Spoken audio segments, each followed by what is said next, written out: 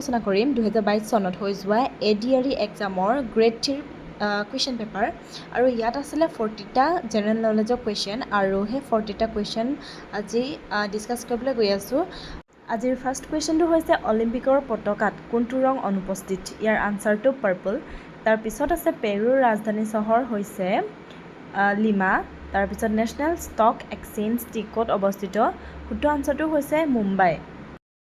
4 number কুৱেশ্যনটো আছে এটা কম্পিউটাৰৰ পৰা আনটো কম্পিউটাৰলৈ ফাইলসমূহ স্থানান্তৰিত কৰিবলৈ ব্যৱহাৰ্য হাৰ্ডৱেৰ উপাদানটো নিম্নলিখিত তালিকাৰ পৰা চিনাক্ত কৰা আৰু ইয়াৰ শুদ্ধ আনচাৰটো USB ফ্লাছ ড্ৰাইভ।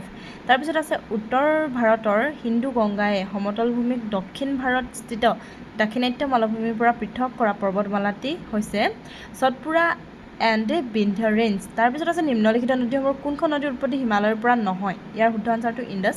তাৰপিছত আছে কিমান উষ্ণতাত পানীৰ ঘনত্ব সৰ্বোচ্চ হয়? শুদ্ধ আনচাৰটো হৈছে 4 ডিগ্ৰী চেলছিয়াছ। নেক্সট আছে সমাজ বিজ্ঞানৰ কোনটো শাখাত সম্পত্তিৰ উৎপাদন বিতৰণ আৰু উপভোগ সম্পৰ্কীয় অধ্যয়ন কৰা হয়? ইয়াৰ শুদ্ধ আনচাৰটো হৈছে ইকনমিক্স। তাৰপিছত আছে নিম্নলিখিত তালিকাৰ পৰা স্বাভাৱিকভাৱে তেজস্ক্ৰিয় পদাৰ্থটি চিনাক্ত কৰা। শুদ্ধ আনচাৰটো এ প্লুটনিয়াম। তাৰপিছত আছে ভলীবল কোৰ্টত প্ৰতিটো পক্ষত কিমানজন খেলুৱৈ থাকে? শুদ্ধ আনচাৰটো হৈছে 6 জন। নেক্সট কুৱেশ্যনটো হৈছে ভাৰতবৰ্ষৰ কেইখন ৰাজ্যৰ সীমাই অসমৰ সীমা স্পৰ্শ কৰে? ইয়াৰ শুদ্ধ আনচাৰটো 7 আৰু সেই ৰাজ্যকেইখন হৈছে অৰুণাচল, মণিপুৰ, মেঘালয়, মিজোৰাম, নাগালেণ্ড, ত্ৰিপুৰা আৰু ৱেষ্ট বেংগল। তাৰপিছত আছে 1 জানুৱাৰী 2022 সাপেক্ষে অসমৰ বিত্তমন্ত্ৰী কোন? ইয়াৰ শুদ্ধ আনচাৰ অজন্তা নেওগ। 13 নম্বৰ কুৱেশ্যনটো হৈছে 31 মাৰ্চ 2022 সাপেক্ষে অসমৰ মুঠ কেইখন জিলা আছে? ইয়াৰ শুদ্ধ আনচাৰটো 35খন। তাৰ পিছৰ কুৱেশ্যনটো হৈছে নিম্নলিখিত দেশসমূহৰ কোনখন দেশে অসমৰ সীমা স্পৰ্শ কৰে? আৰু ইয়াৰ শুদ্ধ আনচাৰটো ভূটান। তাৰপিছত নিম্নলিখিত দলংসমূহৰ কোনখন আটাইতকৈ পূবত অৱস্থিত? ভূপেন হাজৰিকা সেতু।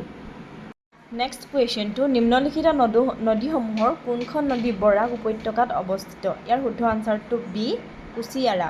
তাৰপিছত আছে অসমৰ ৰাজ্যিক বৃক্ষ কি? শুদ্ধ আনচাৰটো হলং। তাৰপিছত আছে অসমৰ কোন ঠাইত পুৱামক্কা আৰু হয়গ্ৰীৱ মাধৱ মন্দিৰ অৱস্থিত? ইয়াৰ শুদ্ধ আনচাৰ হৈছে হাজো। 19 নম্বৰ কুৱেশ্যনটো আছে যোৰহাটত অৱস্থিত চাহ গৱেষণা কেন্দ্ৰৰ নাম আৰু শুদ্ধ আনচাৰটো টোকলাই। তাৰপিছত আছে প্ৰথম অসমীয়া কথাছবি কি? প্ৰথম অসমীয়া কথাছবি হৈছে জয়মতী। তাৰপিছত আছে স্বৰাজ পাৰ্টি প্ৰতিষ্ঠা কৰা ব্যক্তিসকল আৰু ইয়াৰ শুদ্ধ আনচাৰটো মতিলাল নেহৰু আৰু চিত্তৰঞ্জন দাস। নেক্সট কুৱেশ্যনটো আছে ভাৰতীয় সংবিধানৰ কোনটো অনুচ্ছেদে ধৰ্ম জাতি বৰ্ণ লিংগ আৰু জন্মস্থান ভিত্তিক বৈষম্যৰ ওপৰত নিষেধ আৰোপ কৰে? শুদ্ধ আনচাৰটো হৈছে আৰ্টিকল 15। তাৰপিছত আছে মহম্মদ আদিল শ্বাহৰ সমাধিস্তম্ভ গোল বা গম্বুজ অৱস্থিত। এইটো হৈছে বিজাপুৰ। তাৰপিছত আছে ভাৰতীয় অসামৰিক বিমান চলাচল মন্ত্ৰণালয়ৰ উদ্যোগত হোৱা উড়ান এ বৰ্ণটিৰ সম্পূৰ্ণ ৰূপটো কি? এইটো হৈছে আম।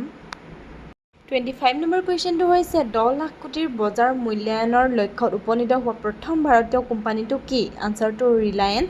তাৰপিছত আছে নৃত্যশৈলী আৰু সংলগ্ন স্থানীয় ৰাজ্যৰ সম্পৰ্কীয় নিম্নলিখিত কোনটো যুগ্ম অশুদ্ধ? আৰু এইটো য়ক্ষগানা তামিলনাডু। তাৰপিছত আছে অসমৰ একমাত্ৰ ৰামছাৰ ক্ষেত্ৰ জলাশয়টি হৈছে দীপৰ বিল। তাৰ পিছৰ কুৱেশ্যনটো মই ইংলিছতে সুধিছোঁ, ইয়াত আছামিজ টাইপিং নকৰিলোঁ। 28 নম্বৰ কুৱেশ্যনটো হৈছে which of the following ministries is not associated with the initiative of Beti Bachao Beti Padhao scheme?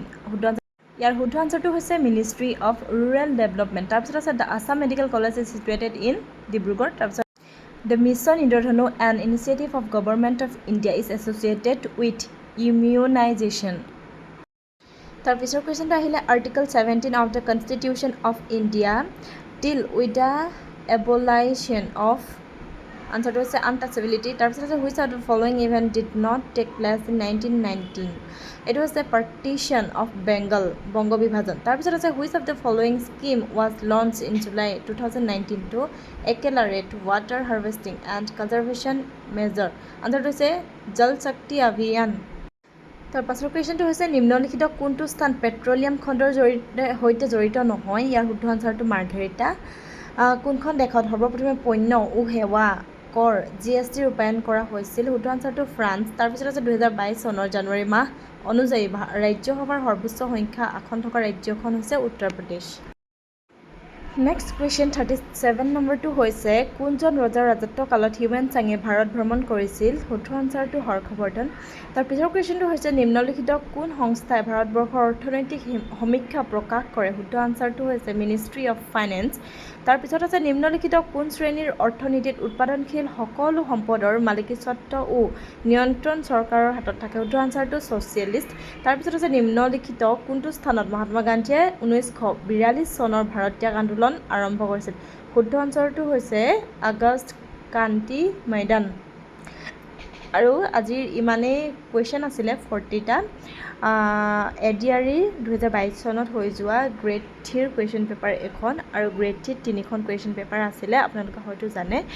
Already মই আজিৰ লগত 2খন পেপাৰ আলোচনা কৰিলোঁ আৰু এখন পেপাৰ বাকী আছে, সেইখন পেপাৰো মই অতি সোনকালে আলোচনা কৰিম।